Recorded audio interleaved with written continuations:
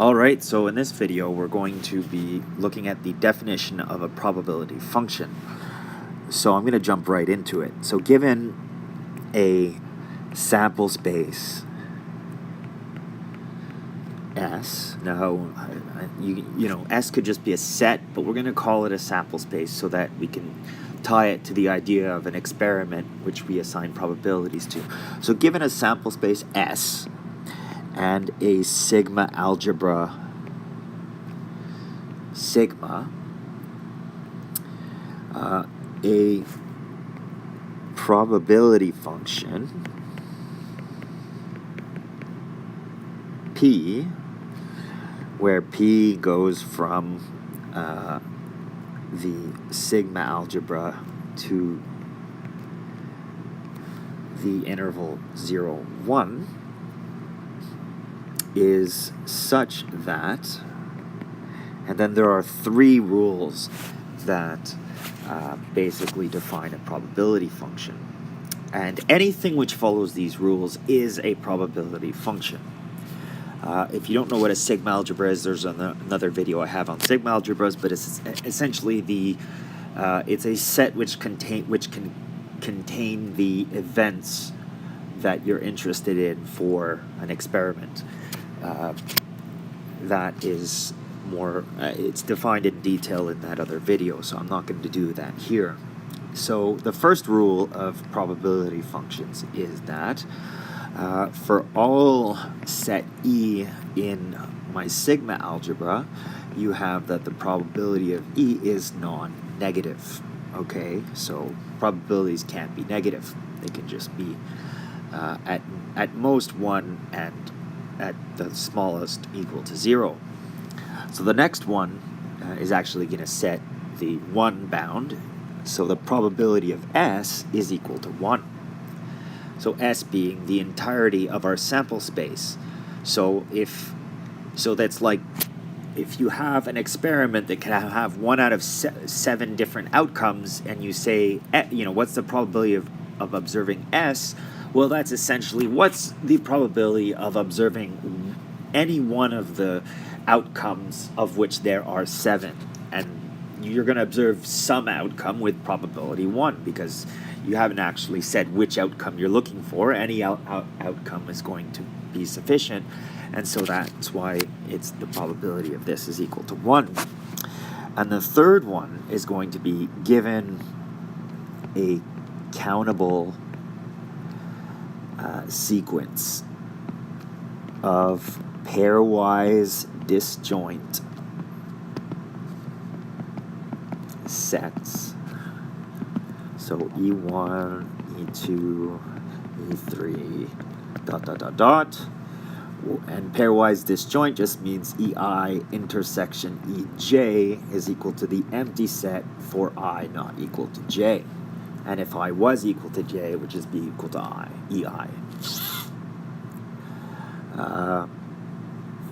So given this, then the probability of the union from I equals 1 to infinity of EI is equal to the sum from I equals 1 to infinity of the probabilities of the individual sets. So that's the third rule. Now, this bound of this upper bound here of infinity is just, it allows you to go to a countable infinity. But if your sample space or your set, your subset here, your list of sets is smaller than that, it'll still be true. It doesn't have to be infinite. So, but it can be countably infinite.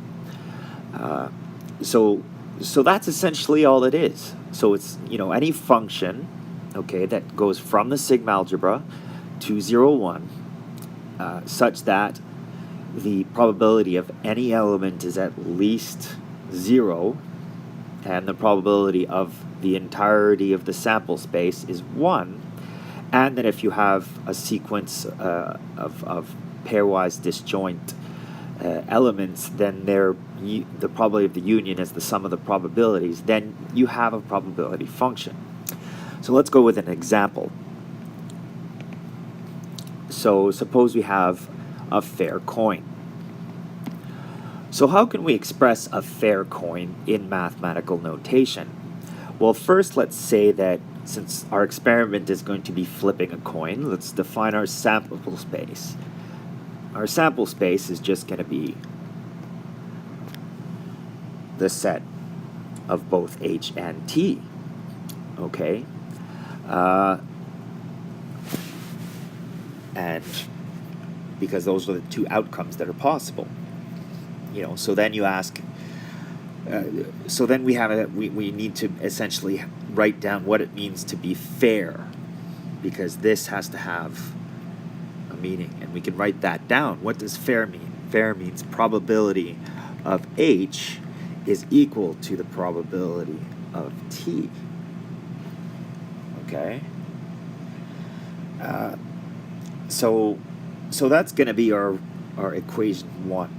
That's going to be one of the two that we're going to use, because we're going to eventually calculate what the probability of h is. All that we've said is that it's fair, meaning that the probabilities are equal. So now we're going to use the rules of probability as defined here, 1, 2, and 3 up here, to show that the probability of getting heads is a half, and the probability of getting tails is a half. Okay, so the way to do that would be to start by saying, well, what's the probability of h plus the probability of t? Well, it's rather clear that the intersection of these two sets is the empty set. Heads is not the same as tails. So that means we can say that it's the same as the probability of h union t. And this is just another way of writing our sample space. So in this step we're using rule 3, and in this step here, well, in the next step, what I'm going to do is I'm going to say that that's equal to 1, and from going from here to here is using rule 2. And so the next thing to do is to actually put the two results together. So the two results that we need to put together are going to be this result here and this result here. Okay? Now, since probability of h is equal to probability of t, I can just replace them in this. So I could just write probability of t plus the probability of t is equal to 1. And similarly, I could do the same thing with h.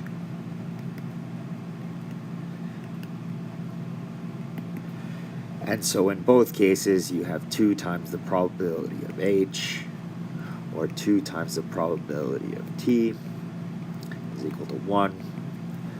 And what follows immediately is that the probability of h is equal to 1/2, or the probability of t is equal to 1/2. So this was a lot of work just to do something that was really obvious, but the point was to essentially understand what it means to be a probability function and get used to actually using its definition. So hopefully that has been informative. If there are any suggestions for future videos, please leave a comment and I will attempt to find the time to make a video about it. Have a nice day.